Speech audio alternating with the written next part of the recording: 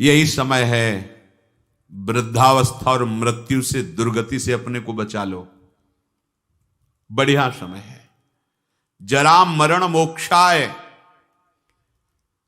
हमारे ऊपर वृद्धावस्था का प्रभाव ना पड़े। बोले हमने तो बड़े बड़े भजनानंदियों के शरीर को वृद्ध होते देखा है। तो शरीर को बोल रहे हैं क्या? वो अपने पे बोल रहे हैं। इस शरीर की वृद्धावस्था का प्रभाव हमारे ऊपर न पड़े, इस शरीर की मृत्यु अवस्था का प्रभाव हमारे ऊपर न पड़े। हम सीधे देहाभिमानी तो हमारे से तात्पर्य शरीर में हो जाता है। हम स्वरूप की बात कर रहे हैं, शास्त्र स्वरूप की तरफ इंगित कर रहे हैं। जो मनुष्य मेरा आश्रय लेकर के मेरी प्राप्ति के लिए बताए गए सिद्धांतों के अनुसार प्रयत्न करता है, उसके उस प्रयत्न को देख करके हम उसको ब्रह्म स्थिति प्रदान कर देते हैं। प्रयत्न से नहीं मिला, पर प्रयास देख करके। जैसे यशोदा मैया लाला जी को बांधना चाहती है, भागी बांधने के लिए। अब लाला दौड़ रहे हैं, मैया पकड़ने की चेष्टा करती, प्रभु पीछे मुड़ मुड़ के देख रहे हैं, मैया के माथे पे पसीना आ गया, श्रमित हो रही, पर वो प्रयत्न नहीं छोड़ रहे। तो प्रभु स्वयं अपने को बंधा दिया। बस ऐसा ही करते हैं। जब उपासक हार नहीं मानता, हर कष्ट सहता है, किसी प्रलोभन में रुकता भी नहीं है, प्रयत्नशील रहता है भगवत प्राप्ति के लिए, तो प्रभु उसके प्रयत्न को देखकर द्रवित हो जाते हैं और अपने आप को प्रकाशित कर देते हैं। अगर हम प्रमाद स्थिति में रहेंगे तो असाधन होता रहेगा, तो असाधन अर्थात पाप, पाप होता रहेगा तो भजन में प्रवृत्ति ही नहीं होगी। पाप रहित जीवन ही दृढ़ भजन के योग्य होता है। बहुत सावधान रहना चाहिए, कोई भी असत क्रिया नहीं हो। बहुत बड़ा इनका दंड मिलता है, ये जीव जानते नहीं, अज्ञान की धरा में मनमानी आचरण करते रहते हैं। भयंकर गतियां, इन सब से हमें मुक्त होने का अवसर मिला है। जो मेरा आश्रय लेकर के मेरे द्वारा बताए हुए सिद्धांतों का, प्रभु ही संत रूप में, गुरुदेव के रूप में, शास्त्र के रूप में, ब्रह्म ऋषियों के रूप में हमें मार्ग बताते हैं, हम प्रयास करें, पूर्णता उनकी तरफ से हो। हम शरणागति का प्रयास कर रहे हैं, पूर्णता उनके हाथ में है। हम उनकी प्राप्ति का प्रयास कर रहे हैं, ये उनके हाथ की बात है। कब कैसे हमें मिलेंगे, कौन सी स्थिति देंगे, ये उनके ऊपर की बात। हमें उसका चिंतन नहीं करना, हमें ये चिंतन करना है कि आराध्य देव के सिवा और कुछ चिंतन ना होने पावे। उस ब्रह्म को, संपूर्ण अध्यात्म को और संपूर्ण कर्म को वो जान जाते हैं। जरा मरण मोक्षाय मामाश्रित यतन्तिते, ये वृद्धावस्था और ये मरण अवस्था, जीते जी मुक्ति प्राप्त करने के लिए मानव देह मिला है। अगर आप प्रयासरत रहे, जीवन में अनुभव आपको नहीं हुआ और कभी भगवद आश्रय छोड़कर आप इधर उधर भटके नहीं, तो आपका शरीर पूरा होते होते भगवान अनुभव करा देंगे। पीछे ऐसा वर्णन किया है स्वयं प्रभु ने कि उस समय मैं स्वयं आकर स्मृति रूप से उसके हृदय में जागृत हो जाता हूं, क्योंकि जीवन भर लड़खड़ाते हुए ही सही पर हमारी तरफ चलने का इसने प्रयास किया है। पर हमने महापुरुषों के मुख से सुना है कि जो उपासक बाल्यावस्था से ही भगवान के मार्ग में लगे हैं, उनको इस बात पर नहीं संतोष कर लेना चाहिए कि मरने के बाद भगवान मिलेंगे। नहीं, जीते जी अनुभव करना है। शरीर छूटने के पहले ही हमें शरीर छोड़कर वो स्थिति प्राप्त करनी है जो भागवती की स्थिति है, बिल्कुल सच्ची। ये शरीर ऐसे ही अनुभव होने लगता है जैसे कोट, शर्ट, बनियान। स्थूल शरीर कोट, सूक्ष्म शरीर शर्ट, कारण शरीर बनियान, लेकिन पहनने वाला अलग है। पहनने वाला न कोट है, न शर्ट है, न बनियाइन है, बिल्कुल अलग प्रतीत होने लगता है। अपना स्वरूप अपने आप से अनुभव में आता है, किसी इंद्रियों के द्वारा नहीं, किसी करण के द्वारा नहीं। अपने स्वरूप का अनुभव अपने स्वरूप से ही होता है, अपने से ही अपने का अनुभव होता है, इसमें किसी अन्य का सहयोग नहीं है। फिर ये साधना क्यों है? क्योंकि ये पवित्र हो जाएं। ये पवित्र हो जाएंगे तो अपने स्वरूप में लय हो जाएंगे, शांत हो जाएंगे। जैसे शांत जल में ही हम देख सकते हैं, ऐसे शांत अंतःकरण में ही सारे भावों का प्रादुर्भाव होता है। इसीलिए भक्ति में भावों में सबसे पहले रखा गया शांत भाव, फिर दास सख्य वात्सल्य कांता सहचरी आदि। शरीर की मृत्यु के पहले ही शरीर का राग नष्ट हो जाए, ये साधना की फलवृत्ति है। जो जीवन में साधना की है, अब शरीर से ऐसा नहीं कि जिसका शरीर राग खत्म हो जाता है उसे पीड़ा ही नहीं होती, ऐसा नहीं है। पीड़ा होती है पर परेशानी नहीं होती, दर्द है पर दुख नहीं है, व्याकुलता नहीं। क्यों हुआ ऐसा कष्ट, क्यों हे भगवान ये कष्ट, ऐसा कुछ नहीं होता। सहज में एक वृत्ति रहती भगवदाकार। अब यहां किसी ने पीटा तो दर्द होगा, क्यों पीटा, ये ठीक हो जाए, कोई वृत्ति ऐसी नहीं आएगी। जो शरीर में हो रहा है, सर्दी लग रही तो अगेंद्री में महसूस हो कि हाँ सर्दी है, प्रारब्ध तो वस्त्र मिल गया ओढ़ लिया, नहीं मिला कोई आकांक्षा नहीं। ये स्थिति है, केवल बुद्धि से तर्कना से नहीं इसे समझा जा सकता, वो स्थिति है।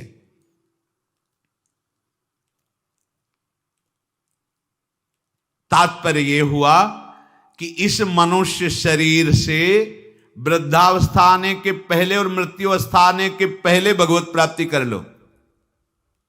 बात समझो, ये जो लोग भूले हुए हैं ना कि ये यौवन अवस्था भोगों के लिए है, बड़े बूढ़े शिक्षा देते हैं, अरे तुम तो अभी तुम्हारी तो खेलने खाने की उम्र, भजन की उम्र है तुम्हारी, तो उनसे पूछो जो उपदेश दे रहे खेल, तुम्हारी उम्र कौन सी है? तुम करते हो भजन, तुम भगवत चिंतन में रखते हो, पर वो वहां उत्तर देने की सामर्थ्य नहीं, इसलिए वो बोल नहीं पाते। नहीं, बड़े बुजुर्ग जैसे समझाते हैं तुम्हारी भजन करने की उम्र थोड़ी है। तो हे पूज्यवर, आपकी उम्र कौन सी है और अब आप क्या कर रहे हैं? भजन कोई खेल खिलौना नहीं है। जब तक आपने पूर्वाभ्यास नहीं किया तो आपका भजन जीवन में आगे नहीं होने वाला। ये भूल जाओ कि लड़का बच्चा परिवार और इनके सब ब्याह बर और सब होने के बाद बुढ़ापे में आराम से जाकर वृंदावन में फ्लैट लेंगे और खूब भजन करेंगे। भूल जाओ, फ्लैट ले सकते हो, आओगे, लेकिन यहां प्रपंच ही करोगे, भजन नहीं कर पाओगे। सत्संग में बैठोगे, सो जाओगे, शब्द समझ में नहीं आएगा, क्योंकि अभ्यास ही नहीं किया है। चार बूढ़े बैठ करके अपनी बहू और लड़का बच्चा की बातें करोगे, प्रिया प्रीतम की बातें कभी नहीं कर पाओगे। देख लेना, जीवन में देख लेना, यदि जीवन में तुमने भजन का अभ्यास नहीं किया तो वृद्धावस्था में भजन नहीं होगा। वृद्धावस्था आने के पहले, मृत्यु अवस्था आने के पहले, चलो वृद्धावस्था का तो समय हमें पता है कि शरीर की वृद्धावस्था लगभग इतने वर्ष बाद आ जाएगी, लेकिन मृत्यु अवस्था तो 1 सेकंड के बाद भी आ सकती है। इसलिए हमारा ये जो वर्तमान समय चल रहा है, ये भगवदाकार वृत्ति से युक्त होना चाहिए। वृद्धावस्था के आने के पहले भगवत प्राप्ति कर ले, ये बात तो समझ में आ जाती है कि 60, 70, 75, 80 इसी को वृद्धावस्था कहते हैं। आजकल तो 60-70 में राधे श्याम हो जाता है। अब तो जवाने नहीं समझ में आते कि जवान कौन है भाई, कैसे समझ में आएंगे जवान? 15-16 की अवस्था है। आप अभी सुने थे प्रश्न उत्तर में, एक ने कहा हमें बहुत निगेटिव विचार आते हैं। तो भैया ये तो पाप का लक्षण है। आप पाप कर्मों से अपनी वृत्ति को हटाइए, नहीं तो नकारात्मक सोच आपको नष्ट कर देगी। क्या करते हो तुम? उनका 5 बार हस्त मैथुन नियम से रोज करता हूं। अब आप विचार करो, इस विषय पर ना तो कहीं चर्चा होती है और ना कहीं कहा जाता है।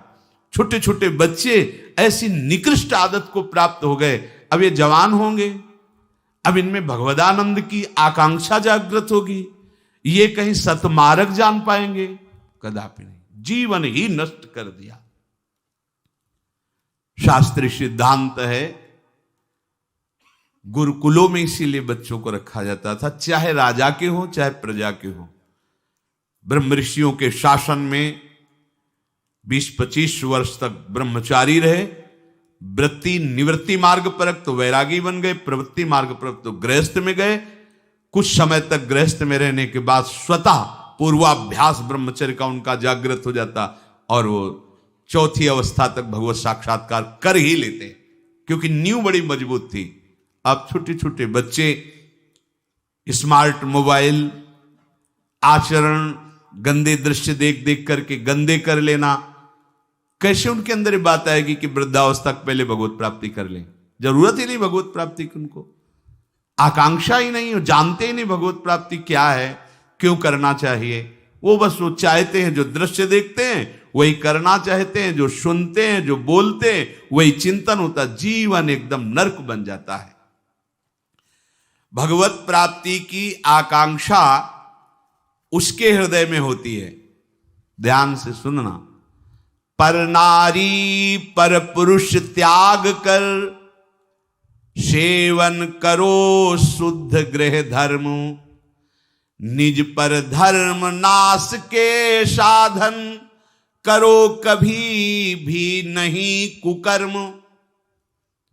यदि आपको इसी जन्म में उत्तम स्थिति को प्राप्त करना है तो चाहे गृहस्थ हो चाहे विरक्त हो, कभी भी ये विरक्त आश्रम वाले को माताओं बहनों की तरफ कुदृष्टि से भी नहीं देखना चाहिए। कुदृष्टि भोग भावना।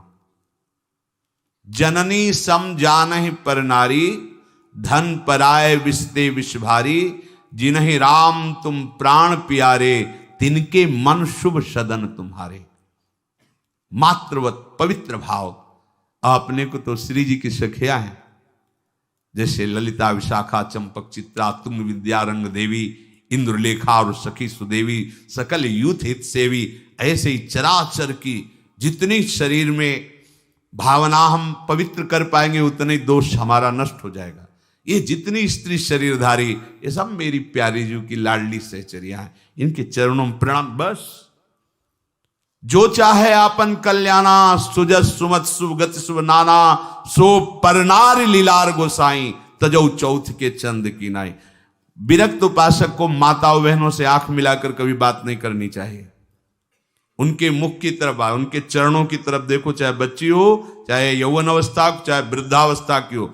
विरक्त साधक को कभी एकांत में माताओं बहनों से संभाषण नहीं करना चाहिए। बीच में किसी को डाल और दूसरा साधक को खड़ा हो जाए, नहीं बाहर निकलो। बाहर अगर बात ही करनी तो मैदान में करो खड़े होकर के। और क्या बात करनी है?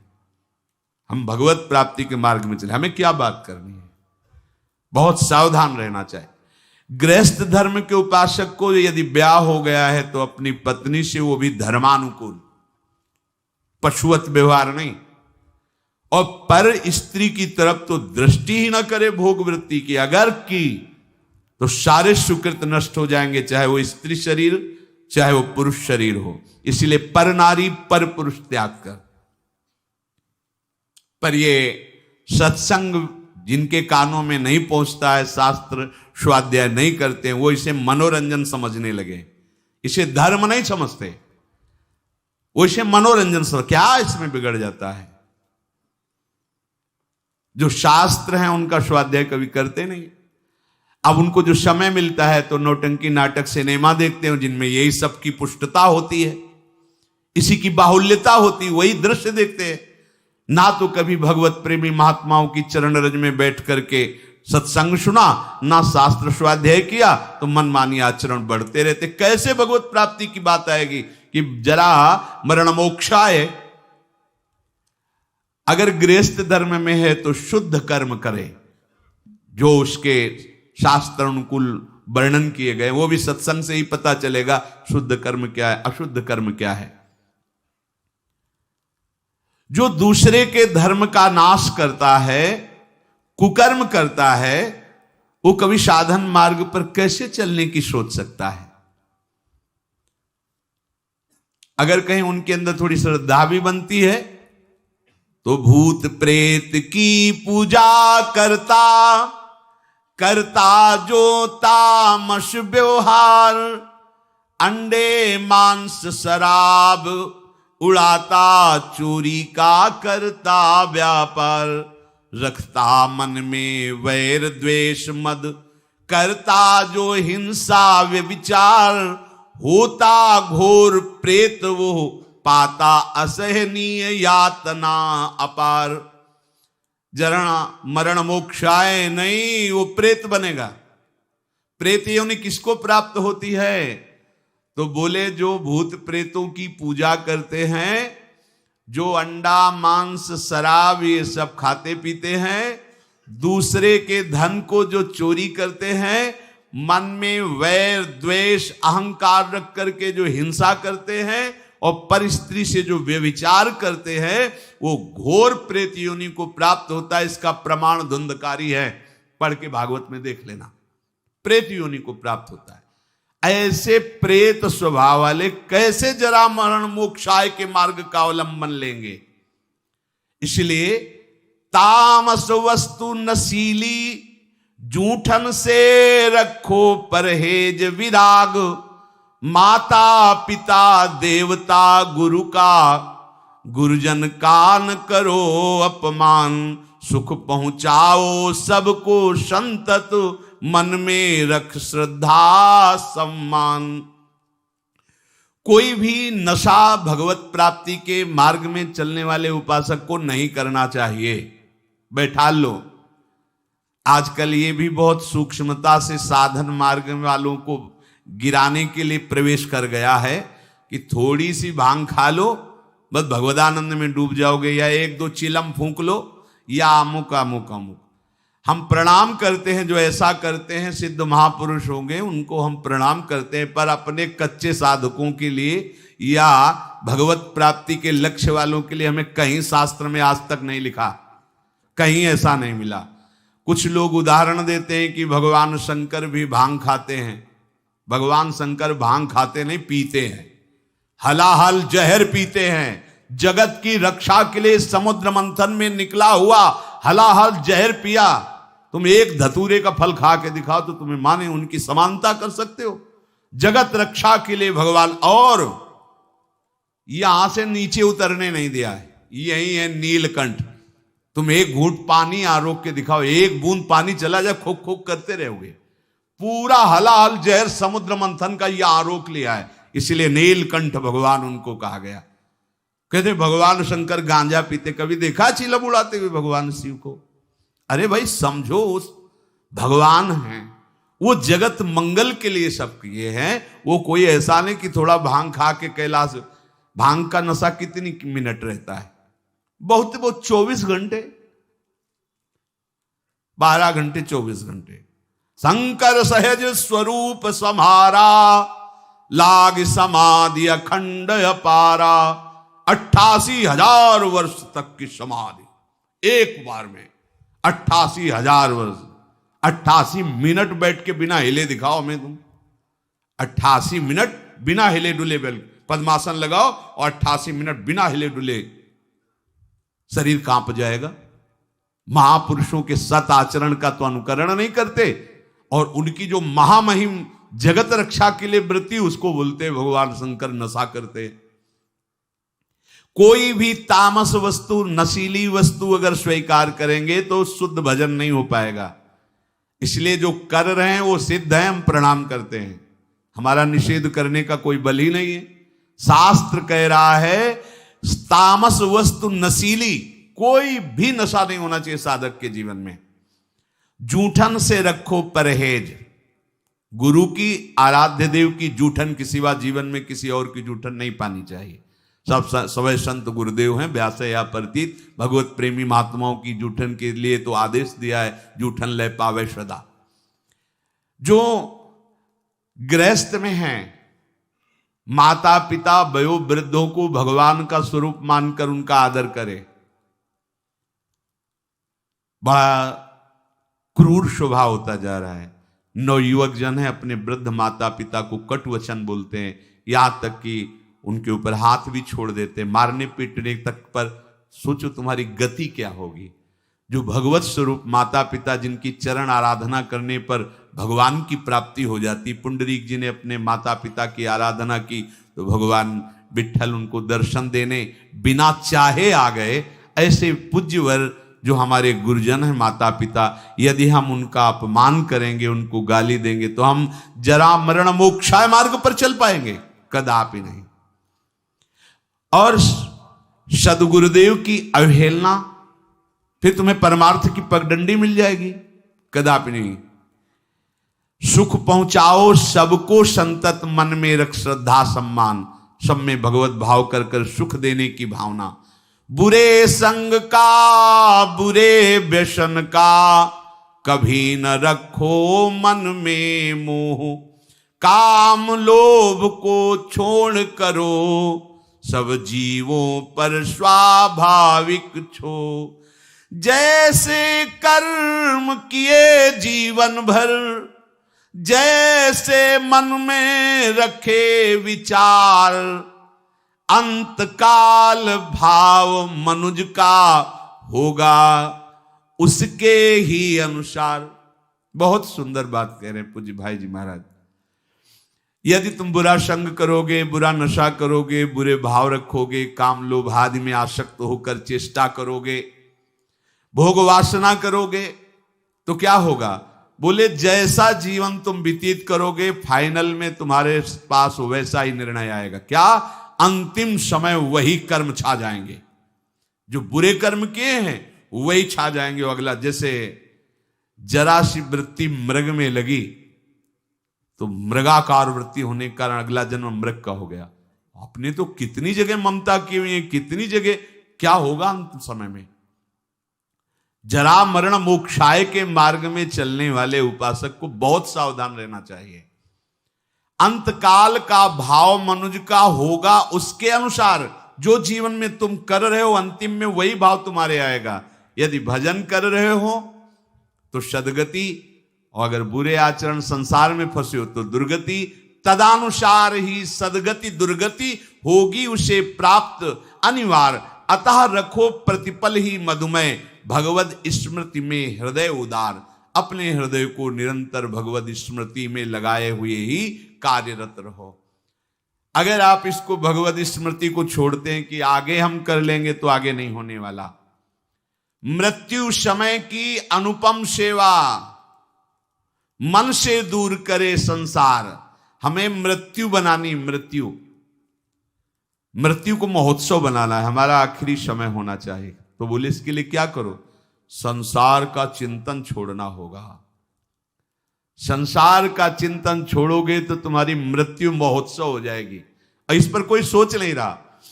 सारी सोच आज की है, आज की। वर्तमान को भोगों में कैसे हम डुबोएं। आज हमें अच्छा खाने को मिले, खूब हंसी मजाक करने को मिले, मन के अनुसार भोग भोगने को मिले, तो आज का दिन बढ़िया मंगल। कल क्या होगा देखा जाएगा। यह है मूढ़ता। उपासक क्या सोचता है? मेरा अंतिम समय बढ़िया जाए। क्या? प्राणनाथ प्रीतम के चिंतन में, उनके ध्यान में, पावन चरण रज का स्पर्श करते हुए हमारा शरीर छूटे, हम प्रियालाल को प्राप्त हों। भगवान कह रहे हैं जैसे भूत प्रकृति मोक्षम, संपूर्ण पंचभूत और प्रकृति इसके कार्य, अगर इनसे आप अपने को बचा लें तो जरा मरण मोक्षाय की पदवी पर आ जाएंगे। जरा और मृत्यु इन्हीं से होती है। किलसे? पंचभूत रचित शरीर और इनकी प्रकृति, इनकी क्रियाएं। बड़ा सूक्ष्म विषय है। जरा मरण से अभी तुम्हें मुक्ति मिल जाएगी यदि शरीर और शरीर की क्रियाओं से अपनापन हटा दो। बड़ा कठिन है। क्या करें? बहुत सरल है। ऐसे हो जाओ, आत्मसमर्पण कर दो आराध्य देव को। हम शरीर से राग नहीं हटा पा रहे, इतना विवेक प्रबल नहीं हो रहा, क्रियाएं हम भगवतिक नहीं कर पा रहे, इतनी पवित्रता हृदय में नहीं। तो एक सिद्धांत देखो, शास्त्रों में बहुत कृपा करके वर्णन किया गया है। अनेक जन्मों की आदतों से, इस जन्म की आदतों से, संग से, अहंकार से, इंद्रियों से, वृत्तियों से जो कुछ भी हो रहा है वो सब परम पुरुष, आदि पुरुष प्रभु श्री हरि को समर्पित कर दो। आप भगवत प्राप्ति के मार्ग में अग्रसर हो जाए। इससे बढ़िया और बात क्या हो सकती है? ये करो, ये ना करो, ये नहीं। यत करोषि, जो भी कर रहे हो, ये तो सर्वाणि कर्माणि मयि सन्न्यस्य मत्पराहा, मेरे परायण होकर जो भी तुम्हारी क्रियाएं हो रही हो मेरे को अर्पित कर दो। यत करोषि, जो कर रहे हो कुछ तो करो, कोई सिद्धांत तो पकड़ लो।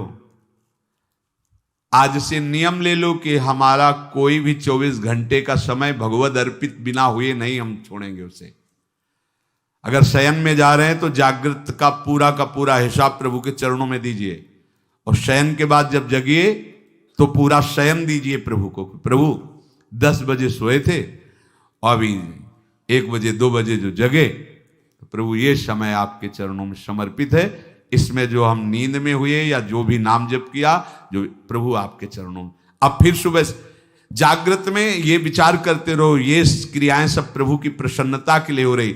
नाम जप करते रहो, हर क्रिया प्रभु को अभी कुछ ही दिनों में आप देखना आपकी आध्यात्मिक विचार शक्ति बढ़ जाएगी, आपका विवेक पवित्र हो जाएगा। पर ये अभी 1-2 दिन करोगे फिर भूल जाओगे। भूलो नहीं, अगर भूलते रहोगे तो ज्यादा समय नहीं अपने लोगों के लिए पास। ये बहुत डींगे हाँकते हैं हम अभी बड़ा समय। ब्रह्मा जी के देश में, ब्रह्मलोक में ऐसे कमल की पंखुड़ी में ऐसे छेदो तो अपने यहाँ का 1 वर्ष हो जाता है।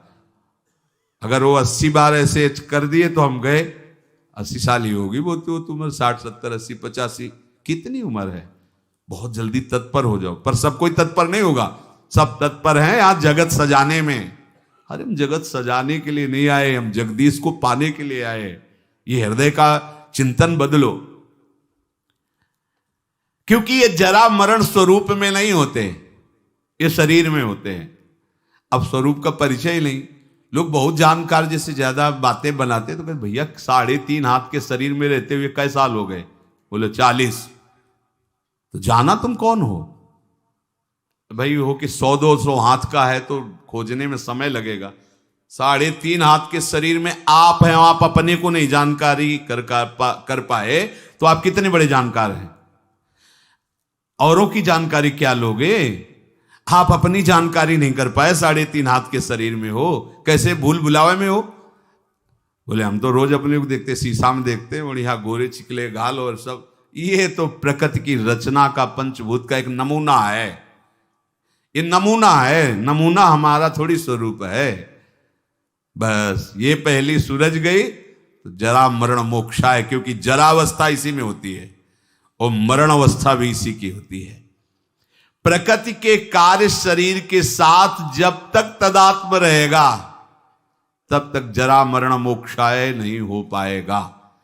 संबंध विच्छेद करना ही है इस शरीर से। सारी चेष्टा इसी शरीर के सजाने की है और शरीर को मैं मानने की पुष्टता की है। और हम बनते हैं साधक, हम बनते हैं अध्यात्म मार्ग के पथिक।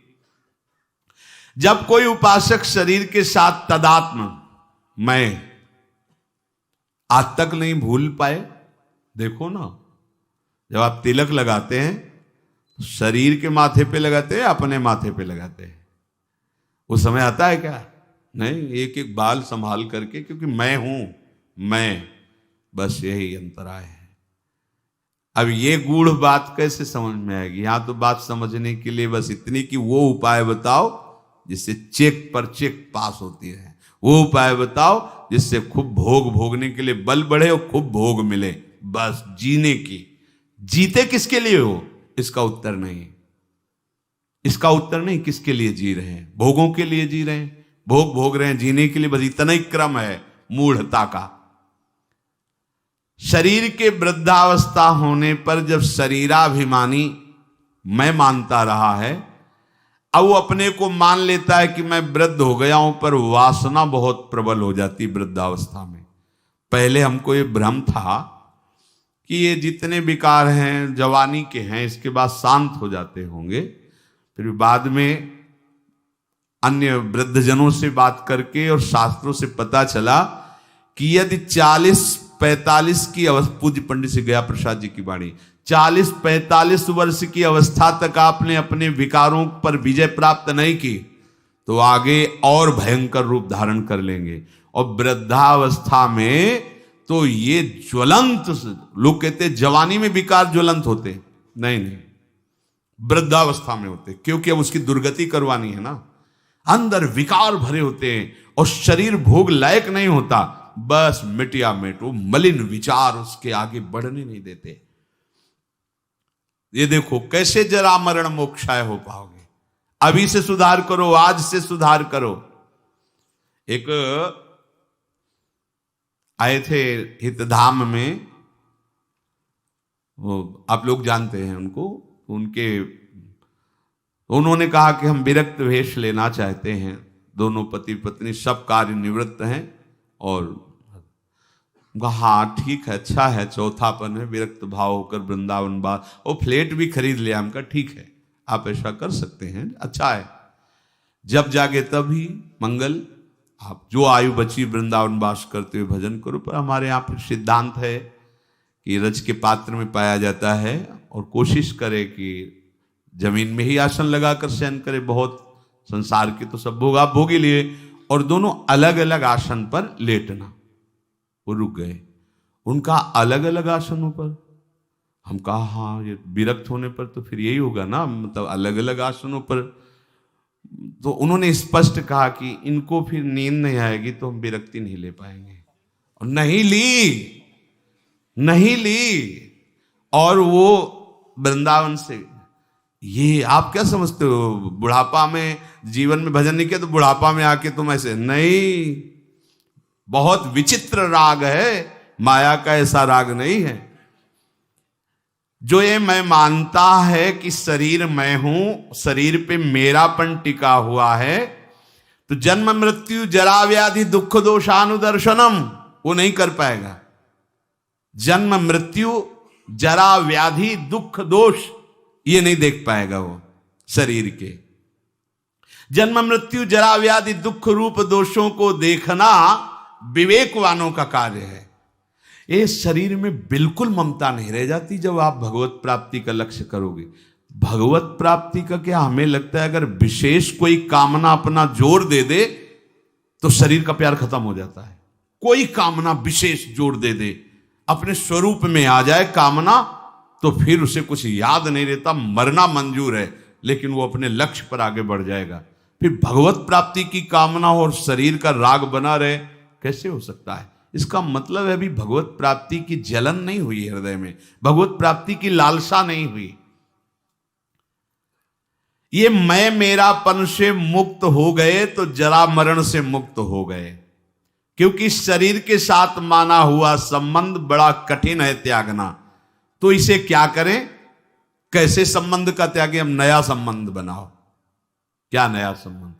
अभी तक जितने संबंध बनाए उन सब संबंधों ने तुम्हें बांधा है।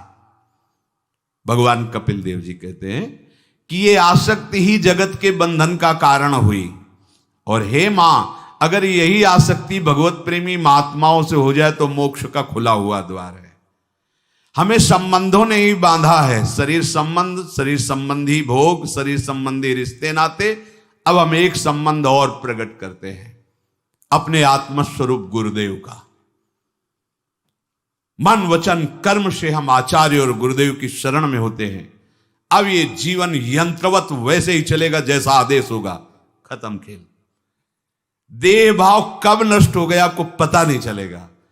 जिन वैराग्य की सीढ़ियों को लांघना विवेक के द्वारा बहुत कठिन पड़ता, बड़ा लंबा समय जाता, छोटी छोटी अवस्था में कोई ज्ञान नहीं है, उन वैराग्य की सीढ़ियों को आगे लांघते हुए निकल गए गुरु कृपा पात्र जन। हम अगर ये संबंध मान ले, प्रथम ही सेवहु गुरु के चरण, जिन या धर्म कहो सब करन, नाम प्रताप बताइयो। आप इस चाल को समझना, ये मन बुद्धि इस बात को स्वीकार नहीं करते हैं।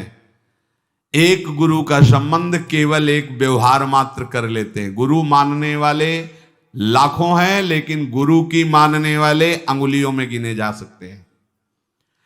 अपने मन वचन कर्म से ये ठान लो कि अब मेरा जीवन बिक गया, कोई अस्तित्व नहीं।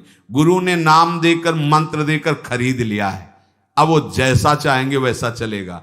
ये सब ठीक हो जाएगा, सब ठीक हो जाएगा।